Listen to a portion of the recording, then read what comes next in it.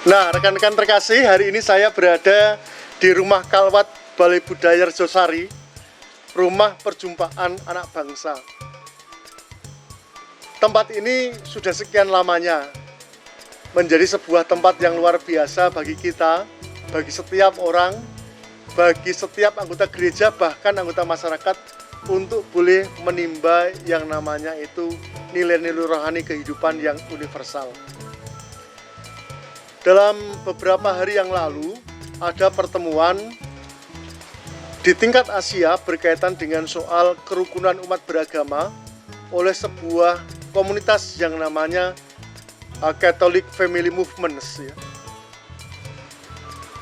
Pada pertemuan itu dihadirkan beberapa tokoh luar biasa dari berbagai macam agama.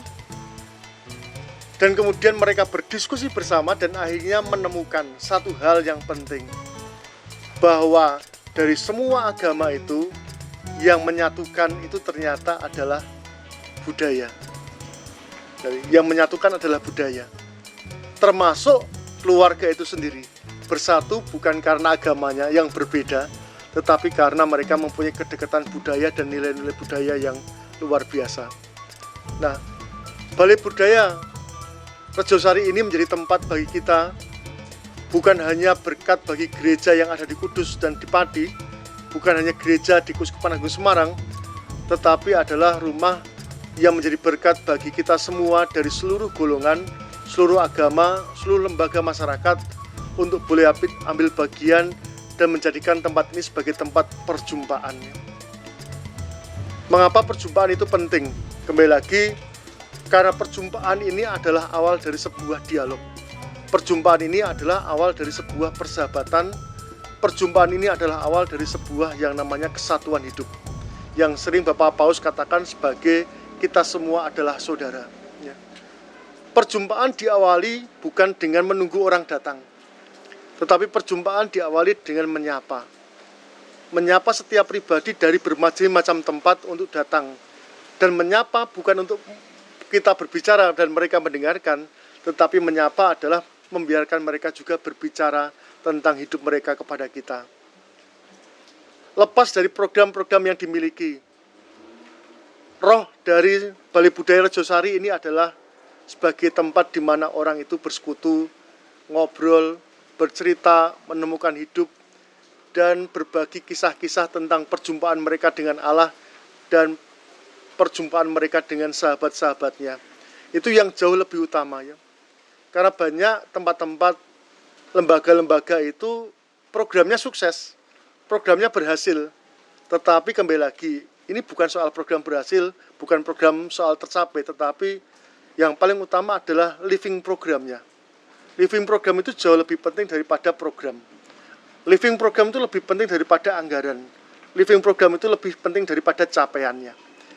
Dan itu kalau kita terapkan di dalam kehidupan keluarga juga sama.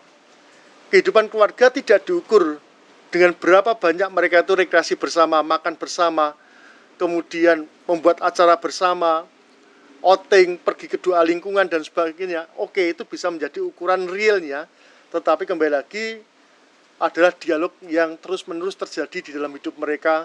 Ini jauh lebih penting daripada yang lain. Jadi perjumpaan itu adalah dasar, dan oleh karena itu boleh dikatakan di dalam proses sinode ini kita diingatkan kembali lagi. Ada 3 tahap di dalam sinode yang perlu kita ingat.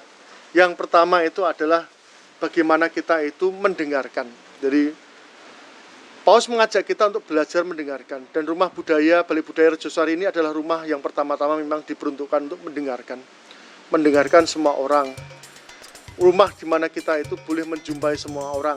Yang kedua dikatakan oleh Paus juga, rumah di mana kita semua orang itu boleh berpartisipasi tanpa kecuali, mengambil bagian di dalamnya dan menjadikan rumah ini sebagai rumah bersama. Dan yang ketiga adalah membangun persekutuan yang terbuka. Jadi persekutuan yang terbuka itu artinya yang juga berimbas kepada orang-orang lain ya. Jadi setiap karya kerasulan itu memang tidak bisa diukur dari sebuah matrik program yang luar biasa, tetapi kembali lagi bagaimana hal yang sederhana itu kita capai di tempat ini sebagai tempat perjumpaan, sebagai tempat rembukan, sebagai tempat genak-geni, sebagai tempat untuk boleh berekspresi setiap orang, dan itu adalah awal yang baiknya.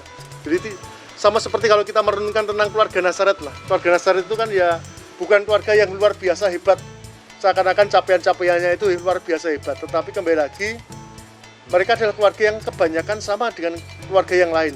Tetapi nilai-nilai yang ada dihayati oleh keluarga ini adalah berbeda, karena di situ ada perjumpaan dengan Tuhan itu kuat, perjumpaan dengan orang-orang sahabat-sahabat itu kuat. Dan dari tempat seperti inilah kemudian muncul rasul-rasul baru. Saya kira itu akan nanti terjadi kemudian, bukan sesuatu yang kita programkan kemudian muncul rasul baru, tetapi dari sebuah habitus, sebuah kebiasaan, sebuah cara hidup itulah kemudian muncul yang namanya misionaris-misionaris baru. Ya. Sama seperti kalau panggilan itu kan panggilan tidak muncul ketika ada aktivitas-aktivitas besar, tetapi panggilan muncul di gereja-gereja yang biasa-biasa saja, orang-orang biasa saja, tetapi mereka yang hidupnya rutin tetapi juga mempunyai pengetahuan mendalam, visi mendalam tentang kehidupan, dan akhirnya muncullah sebuah panggilan dari situ. Nah, itulah yang namanya itu aspek misioner. Ya, jadikanlah juga tempat ini sebagai sebuah tempat perjumpaan, tempat untuk mendengarkan, tempat untuk berbagi, tempat untuk bekerja sama, dan tempat untuk membangun persekutuan. Tuhan memberkati kita semua.